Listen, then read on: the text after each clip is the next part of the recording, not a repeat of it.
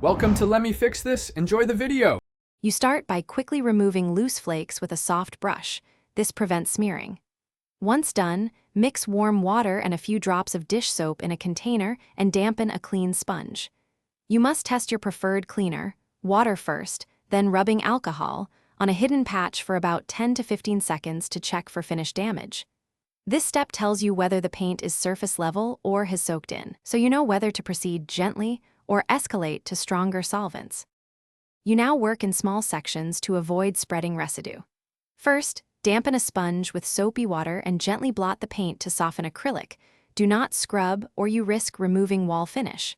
If film remains, apply 70% rubbing alcohol to a microfiber cloth and press briefly to dissolve the acrylic binder, then lift, blotting motion only.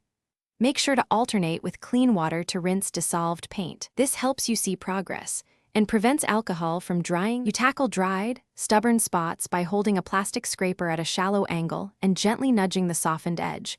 Work slowly so you don't gouge the wall. Once most paint is gone, clean the area with a damp cloth and let it fully dry. Inspect for sheen or texture changes. If the finish looks dulled, lightly sand and apply a thin coat of matching wall paint.